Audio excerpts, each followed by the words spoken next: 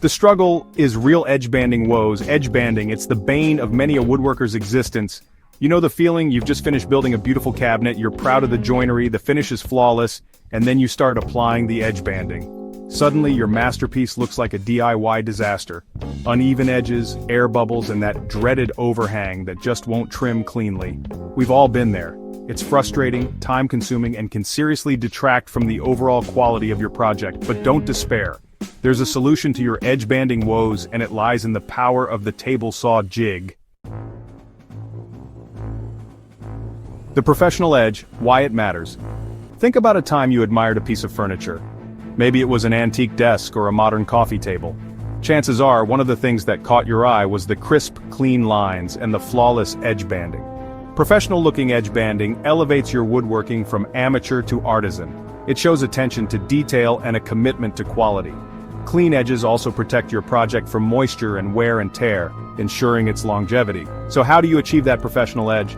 The answer, my friends, lies in the humble table saw jig.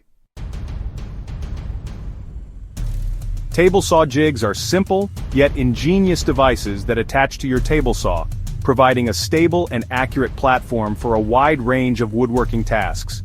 And when it comes to edge banding, they are a game changer. A well-designed edge banding jig eliminates the guesswork and inconsistency that often plagues manual application.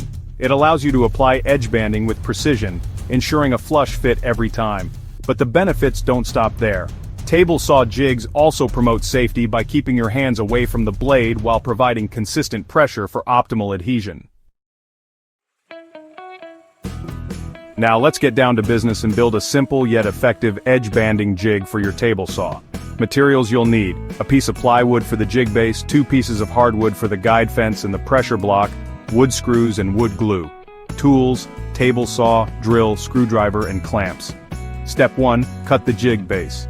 Start by cutting your plywood to the desired size for your jig base. This will depend on the size of your table saw and the type of work you typically do. Step 2. Attach the guide fence. Next, cut a piece of hardwood to serve as your guide fence. This is the part of the jig that will guide your workpiece as you feed it through the saw. Attach the guide fence to the jig base using wood glue and screws, ensuring it's perfectly straight and square. Step 3. Create the pressure block. The pressure block is crucial for applying even pressure to the edge banding as it's being applied. Cut a piece of hardwood to the desired size and shape for your pressure block.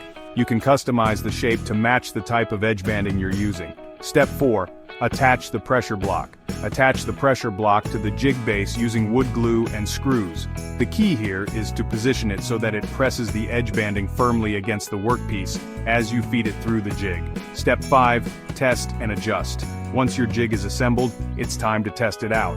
Use a scrap piece of wood to ensure everything is aligned correctly and the pressure block is applying the right amount of force.